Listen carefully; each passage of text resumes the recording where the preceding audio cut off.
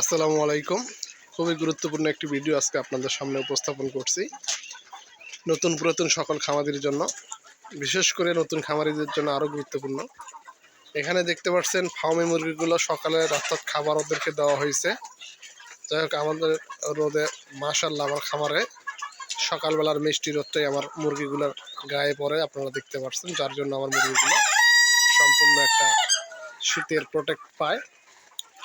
যাই হোক, আমি যে বিষয়টি নিয়ে আলোচনা করতে যাচ্ছি সেটি হলো হঠাৎ করে কোনো মুরগি অসুস্থ কিনা এটা নতুন খামারি যারা আছে তারা বিশেষ করে একদম ধরতে পারে না, টের পায় না। আসলে টের পাওয়ার কিছু লক্ষণ অবশ্যই আমাকে জানা থাকতে হবে যে হঠাৎ করে কোন মুরগিটা অসুস্থ হলো কিনা সেটা বুঝবো কীভাবে। সেই সহজে যেন বোঝা যায় বিষয়টা আপনাদের সামনে আমি আজকে ক্লিয়ার করছি। আপনারা দেখছেন অনেকগুলো মুরগি সকালে খাবার দিয়েছি, খুব সুন্দরভাবে খাবার খাচ্ছে। আবার কিছু মুরগি দেখেন দাঁড়িয়ে রয়েছে, এটা সাইডে এখানে একটা দাঁড়িয়ে আছে, এখানে সামনে আছে, এখানে আছে, এই যে সামনে আমার এখানে আছে। এরা ঠিক মতো খাবার খাচ্ছে না। বুঝতে হবে এদের মধ্যে কোনো না কোনো একটা লক্ষণ অর্থাৎ অসুস্থতার একটা সমস্যা এদের মধ্যে শুরু হয়ে গেছে, যার কারণে এরা ঠিক মতো খাবার খাচ্ছে না। কারণ এটা আমার প্রাকৃতিকভাবে খামারের অভিজ্ঞতা থেকে বলছি। আমার ডাক্তারি অভিজ্ঞতা সেটাও আছে, তার মধ্যে প্রাকৃতিক অভিজ্ঞতাটাই বেশি। কারণ আপনারা দেখতে পাচ্ছেন যে মুরগিগুলো খাবার খাচ্ছে এরা মানে সুস্থ সবল 100% গ্যারান্টি। আর যারা খাবার খাচ্ছে না এদের ভিতরে সমস্যা আছে আমি নিজের থেকেই জানি, যার কারণে আমি অলরেডি এদের জন্য ওষুধ খাওয়াচ্ছি।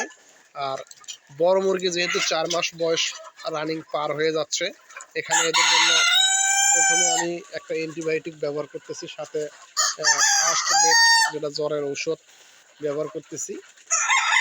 ইনশাআল্লাহ 4 থেকে 7 দিন ব্যবহার করলে আমি আশা করি মুরগিগুলো সুস্থ হয়ে যাবে।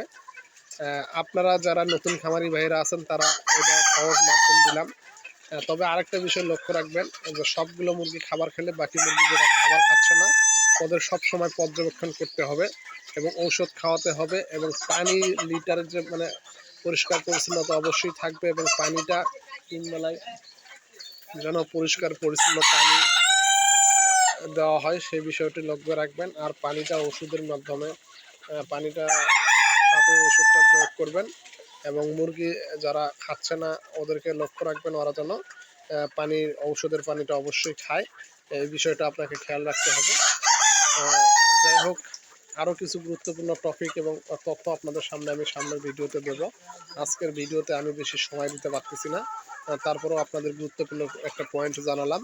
আর একটা পয়েন্ট আছে, আপনার মুরগি অসুস্থ হওয়ার যেমন হঠাৎ করে জ্বর বা ব্যথা উতের জন্য ফার্স্ট বেড সেটা খুবই কার্যকর, এবং সাথে বড় মুরগি হলে অ্যান্টিবায়োটিক যেটা লিভাভেক্স বা আরও আছে, আপনি চাইলে প্রথম অবস্থায় আগে ব্যবহার করে দেখবেন। যদি সুস্থ না হয় সেক্ষেত্রে অবশ্যই অ্যান্টিবায়োটিক এবং ডাক্তারের পরামর্শ, ভেটেরিনারি ডাক্তার অথবা যারা দোকানে থাকে তাদের পরামর্শ নেবেন।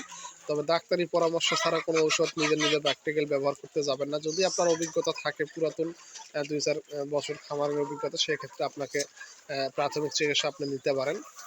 যাই হোক, আমি আমার মুরগিগুলো ভ্যাকসিন ছাড়াই লালন পালন করছি ইনশাআল্লাহ।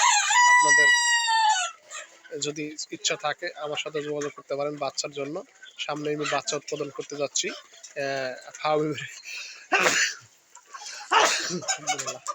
ফার্মি এবং দেশি মুরগির বাচ্চা। যাদের লাগবে আমার সাথে কমেন্ট বক্সে যোগাযোগ রাখতে পারেন ইনশাআল্লাহ। যারা চ্যানেলটি সাবস্ক্রাইব করেন এখনও অবশ্যই সাবস্ক্রাইব করবেন, আমাদের সঙ্গে থাকবেন। বিভিন্ন গুরুত্বপূর্ণ আপনি তথ্য সবসময় আপডেট পাবেন ইনশাআল্লাহ।